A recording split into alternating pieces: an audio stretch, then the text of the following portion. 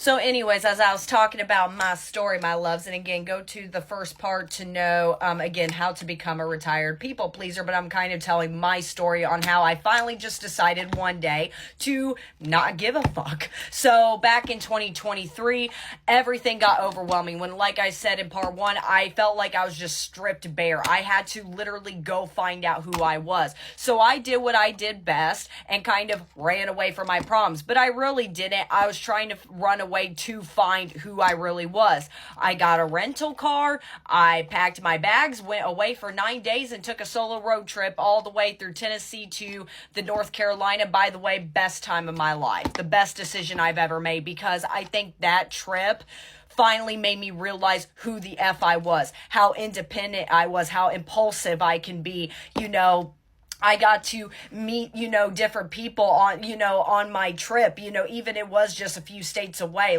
And for me, that was a very scary jump because for one, I am a single woman traveling alone, and same off, I've never done anything like that before, but it was the best thing I've ever done. I got to do fun things. I truly sat with myself and figured out who the F I am. And sometimes being alone and being in isolation is a way to figure that out. And for me at the time, being in my home was not doing it for me. So again, I had to go get a rental car and drive. I left at 3:00 in the morning and I wound it up in Graceland. Elvis's play. By the way, I'm a huge Elvis fan. Don't come at me. I love his music. Leave me alone. And I toured his place. Loved it. The next day, traveled all through Tennessee, and then went to North Carolina. I bounced around for 6 days over there. Loved North Carolina. If you guys live there, I'm jealous. If you guys haven't been to North Carolina, I absolutely encourage everybody to go to North Carolina. It's just, you get the best of both worlds. You got the mountains and the ocean. You cannot beat that. I went to see all of it. I loved it. And it's, by the way, I was devastated of what happened with the hurricane that took place last year. I'm so sorry, for any of you guys that have dealt with that, okay? But anyways, sometimes getting away and being in pure isolation makes you figure out who you really are.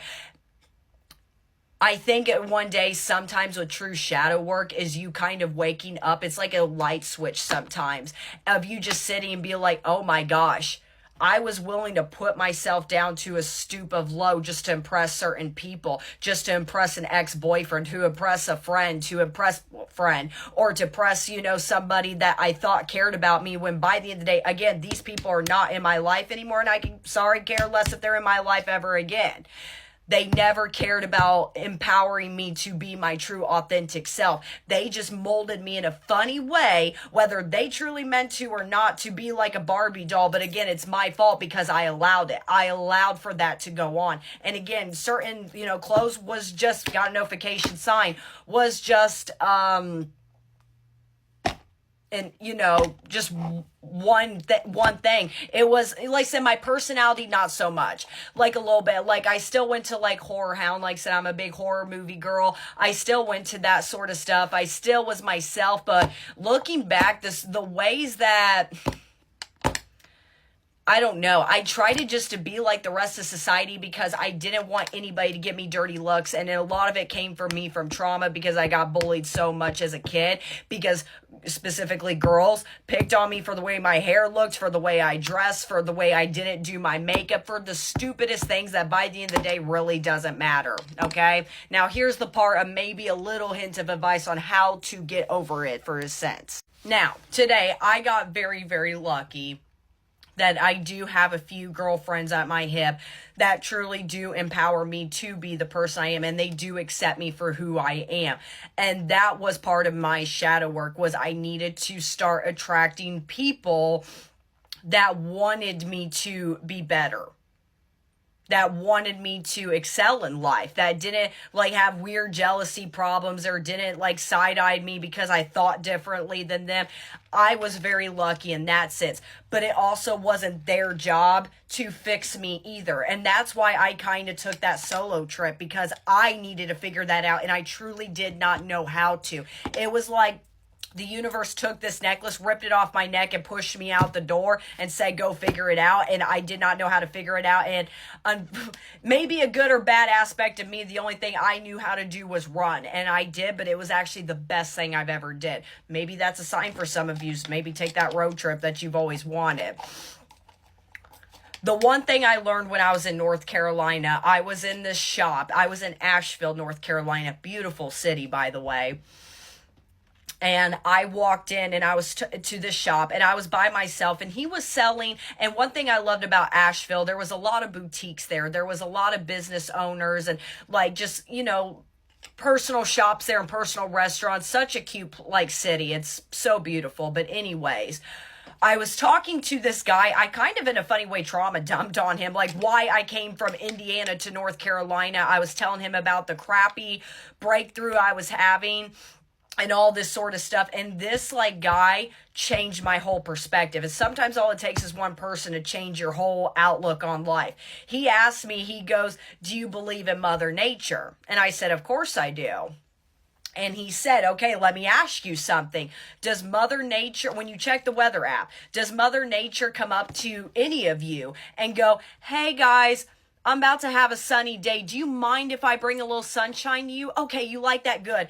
Or, hey guys, I know you live in Florida, but I'm about to bring a Category 3 hurricane towards you. Do you mind if I come crash out? No, she doesn't ask for permission. She shows up.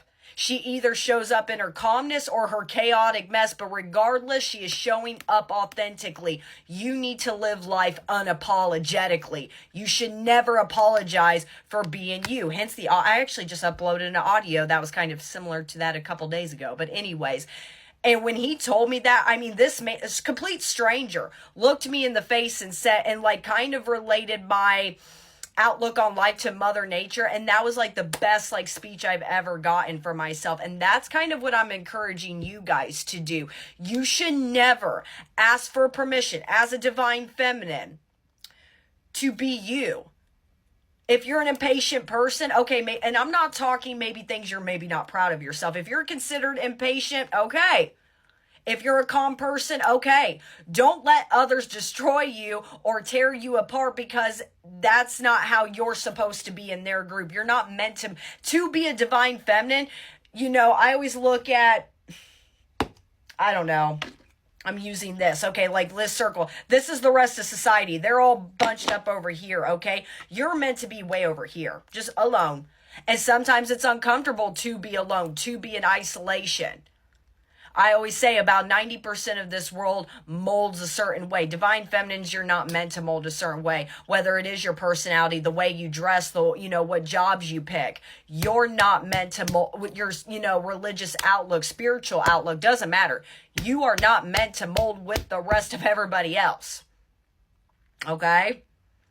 So the next time you have anybody that pops up in your life or currently in your life that's like side-eyeing you because you're dressed in a certain way or you're acting a certain way or you're too loud, too quiet, you're too this, you're too that, seriously, learn to, and I can't teach you that, only you can over time. And like I said, the best way I can describe it to you for me is like a light switch one day. Tell them to shove it. I'm sorry, but you got one life. That's the best speech I could give you guys. You got one life. If you guys watch my, videos on here religiously, I am a devotee of Lilith. You could be an Eve and mold in with the rest of everybody else, even if it takes a part of you at the same time. Or you could be a Lilith and stand out from the rest, even if it makes you, society makes you out to be a villain. Who cares? Speaking of which, I'm always a person that I love the villains anyway, so be the freaking villain in their story, for crying out loud. And just know, if you're ever like a little nervous or anxious, well, what if I don't ever have anybody? Trust me, take it from me, you will have your girls. You will have your group of guys. The right people will follow you.